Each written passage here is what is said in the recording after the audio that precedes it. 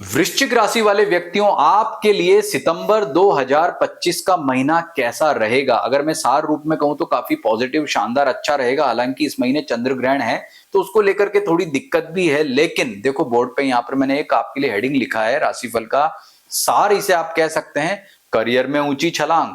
यह पता है क्यों लिख रहा हूं?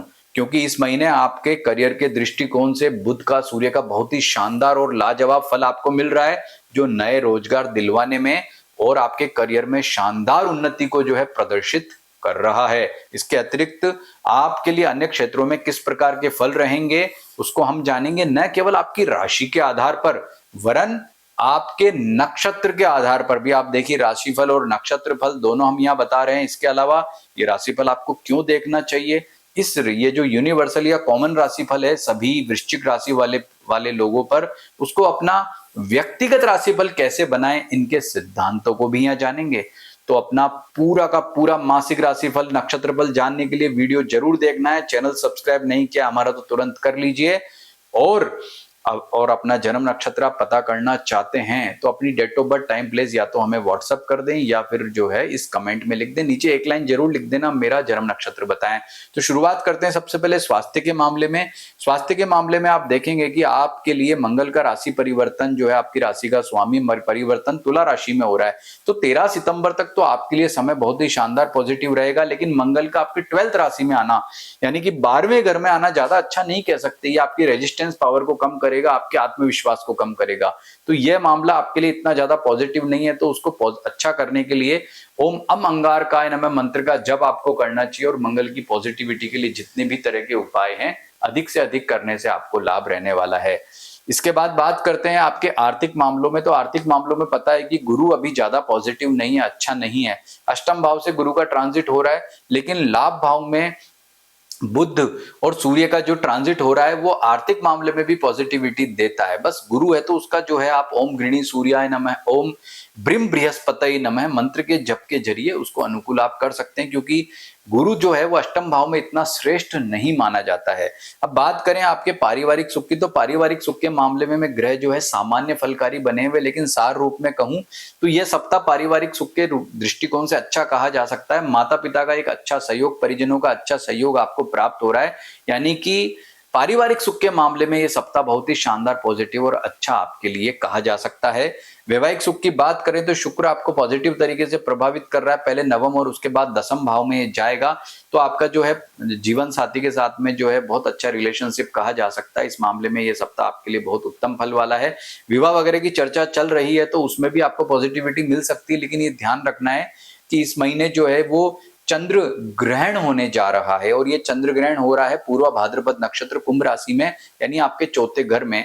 तो इसकी वजह से थोड़ा दिक्कत, पारिवारिक सुख में इशू, समस्या रह सकता है, ये ध्यान रखना। तो पॉजिटिविटी के लिए क्या करना है, भगवान शिव की आराधना जितना करेंगे इस महीने वो आपके लिए बहुत ही उत्तम फल वाला रहेगा। उसकी वजह से कोई दिक्कत परेशानी नहीं आएगी, आएगी तो सरलता से समाप्त हो जाएगी। व्यापारियों के लिए भी समय शानदार बना हुआ है, व्यापारियों को अच्छा लाभ दिखाई दे रहा है। व्यापार में कुछ नया करना चाहते हैं तो बेशक करिए, बस ये है कि इन्वेस्टमेंट करते समय आपको बहुत ज्यादा ध्यान रखने की जरूरत रहेगी। और सबसे बढ़िया अगर ये महीना कहेंगे तो करियर में, नौकरी पैसा वालों के लिए, नौकरी पैसा वालों के लिए समय परिवर्तित हो चुका है। पिछले माह की अपेक्षा अब आपको अच्छे परिणामों की प्राप्ति होगी। यदि कोई दिक्कत थी अधिकारी से, सहकर्मी से, तो आपको अब समझ लीजिए कि वो परेशानी से मुक्ति मिलेगी और उनसे बहुत ही बॉन्डिंग, आपका रिलेशनशिप बहुत ही अच्छा रहेगा। कोई अपना जॉब में परिवर्तन करना चाहते हैं, नया जॉब लेना चाहते हैं, तो इस मामले में भी आपके लिए बहुत ही शानदार महीना ये कह सकते हैं। विद्यार्थियों के लिए जो है समय उठापटक वाला है, कंसंट्रेशन के लिए आपको बहुत ज्यादा परिश्रम करने की आवश्यकता रहेगी। भाग्य का आपको अच्छा लाभ मिलेगा, लेकिन कुछ दिन ऐसे हैं जिनमें आपको ज्यादा संघर्ष और दिक्कत रह सकती है। मैंने यहाँ लिख दी है 6, 7, 8, 15, 16, 24, 25 और 26 सितंबर, आप ये लिख लीजिए। इन दिनों में आपको ज्यादा दिक्कत या परेशानी रह सकती है। इसके अलावा आपके लिए महीना ठीक कहा जा सकता है। यह आपको मैंने राशिफल बताया। अब आपका नक्षत्र के आधार पर जो है फल जानते हैं। सबसे पहले बात करेंगे विशाखा नक्षत्र की। तो आप देखेंगे कि विशाखा नक्षत्र में किसी ग्रह का ट्रांजिट हो रहा है, हम चेक करते हैं। तो विशाखा नक्षत्र में आप देखेंगे सूर्य ग्रह का ट्रांजिट नहीं है, मंगल भी ट्रांजिट नहीं कर रहा है, और लगभग किसी ग्रह का ट्रांजिट जो है यहाँ पर विशाखा नक्षत्र से नहीं हो रहा है। तो कोई दिक्कत या परेशानी वाली बात नहीं है। शतभिषा नक्षत्र में हम चेक करते हैं तो शतभिषा नक्षत्र से भी किसी ग्रह का ट्रांजिट नहीं है। और आद्रा नक्षत्र में भी किसी ग्रह का ट्रांजिट जो है वो नहीं हो रहा है। तो आपको वही राशिफल मिलने वाले हैं विशाखा वालों को जो मैंने यहाँ पर जो है कॉमन वृश्चिक राशि के अभी बताए थे। अब अनुराधा वालों की बात करते हैं। तो अनुराधा नक्षत्र में हम देखते हैं किसी ग्रह का ट्रांजिट हो रहा है क्या? तो अनुराधा नक्षत्र में अभी वर्तमान में कोई भी ग्रह ट्रांजिट नहीं कर रहा है, न कोई शुभ ग्रह न कोई पाप ग्रह। पूर्वा भाद्रपद नक्षत्र की बात करते हैं तो पूर्वा भाद्रपद नक्षत्र में जो है वो राहु का ट्रांजिट हो रहा है। अब राहु क्या है? पूर्वा भाद्रपद है आपका कर्म नक्षत्र। तो कर्म नक्षत्र में राहु का ट्रांजिट कहने का मतलब टेंशन, काम में रुकावटें, दिक्कत, परेशानियां वो आपको दे सकता है। और राहु आपके चौथे घर में, तो आपके पारिवारिक सुख को भी वो बाधित करेगा। और देखिए कि इस महीने ग्रहण भी है, तो कुल मिलाकर के आपका पारिवारिक सुख सबसे ज्यादा प्रभावित हो सकता है। तो राहु को पॉजिटिव करने के लिए ओम राम रावे नमः मंत्र का जप करना और हनुमान जी की पूजा उपासना आपको जरूर करनी चाहिए। लेकिन एक अच्छी बात भी है कि अनुराधा नक्षत्र वालों का जो भाग्य नक्षत्र है पुनर्वसु, उसमें गुरु का ट्रांजिट है। अब आप एक बात गौर से नोट कीजिएगा कि पुनर्वसु नक्षत्र में गुरु का ट्रांजिट बहुत ही शानदार होता है। तो वृश्चिक राशि वाले व्यक्तियों के लिए नेगेटिव हो सकता है, लेकिन गुरु का पुनर्वसु नक्षत्र में ट्रांजिट आपके लिए अच्छा है। तो यदि आपका वृश्चिक राशि है और अनुराधा नक्षत्र है तो मान करके चलो का आप मान करके चलिए कि आपका जो आर्थिक मामला है वो बहुत ही बेस्ट रहेगा, क्योंकि गुरु भले ही यहाँ नेगेटिव हो लेकिन यहाँ बहुत ही पॉजिटिव फल आपको प्रदान कर रहा है। अब बात करते हैं ज्येष्ठा नक्षत्र वालों के बारे में। तो ज्येष्ठा नक्षत्र वालों के लिए उत्तरा भाद्रपद जो उनका कर्म और पुष्य उनका जो है भाग्य नक्षत्र है। तो ज्येष्ठा नक्षत्र में से आप देखेंगे किसी ग्रह का अभी ट्रांजिट नहीं है। उत्तरा भाद्रपद नक्षत्र में से देखेंगे तो शनि का ट्रांजिट हो रहा है। शनि एक पाप ग्रह है। शनि का ट्रांजिट आपके लिए जो अच्छा नहीं है, ये आपके पराक्रम क्षमता को प्रभावित करेगा। इन्वेस्टमेंट प्रॉपर्टी वगैरह में करना चाहते हैं तो बहुत ज्यादा कंफ्यूज रखेगा, दिक्कत और पारिवारिक सुख में भी आपको समस्या दे सकता है। तो शनि का उपाय जरूर जरूर कर लें। ओम शम शनिश्चराय नमः मंत्र का जप करें ज्येष्ठा नक्षत्र वाले, और हनुमान जी की पूजा उपासना करें, शनि की कारक वस्तुओं का दान करें। पुष्य नक्षत्र वालों की बात करते हैं, आपका भाग्य नक्षत्र है। तो पुष्य नक्षत्र में से आप देखेंगे कि जो है शुक्र का ट्रांजिट हो रहा है। मात्र शुरुआत के 3 दिन यहाँ शुक्र रहने वाला है। तो ज्येष्ठा वालों के लिए बहुत अच्छी बात है, खास करके आर्थिक लाभ के मामले में ज्येष्ठा नक्षत्र में जो है वो पुष्य में जो शुक्र का ट्रांजिट बहुत ही उत्तम फल वाला, श्रेष्ठ फल वाला रहेगा। लेकिन मात्र 3 दिन, फिर शुक्र जो है अश्लेषा नक्षत्र में चला जाएगा। बाकी जो है पुष्य नक्षत्र में किसी ग्रह का ट्रांजिट नहीं हो रहा है।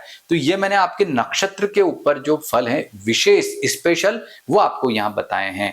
और देखिए ग्रहण जो है आपका वो पूर्वा भाद्रपद नक्षत्र में है। तो पूर्वा भाद्रपद नक्षत्र जो है वो आपका अनुराधा वालों के लिए, तो ग्रहण का इंपैक्ट भी अनुराधा वालों को मिल रहा है। यानी कि अनुराधा नक्षत्र वालों के लिए बहुत ही मिले जुले फल हैं। पारिवारिक सुख अच्छा नहीं है, ग्रहण का गहरा इंपैक्ट है जो आपके लिए पारिवारिक सुख को बहुत ज्यादा नेगेटिव तरीके से प्रभावित कर रहा है।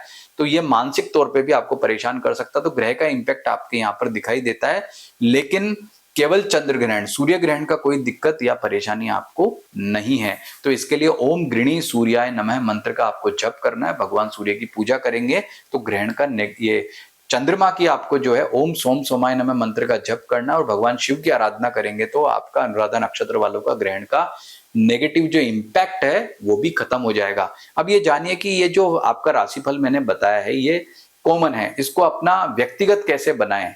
तो व्यक्तिगत बनाने के लिए आपको क्या करना, आपको लग्न का पता होना चाहिए कि मेरा लग्न क्या है। जैसे फॉर एग्जाम्पल आपका मंगल यहाँ पर नेगेटिव है, 12वें घर में ट्रांजिट करेगा, तो ये किसको ज्यादा दिक्कत देगा और किसको कम देगा। यदि आपका लग्न जो है, लग्न राशि का मतलब जिस समय हमारा जन्म होता है पूर्वी क्षितिज पर जो राशि उदय होती है उसको लग्न कहते हैं।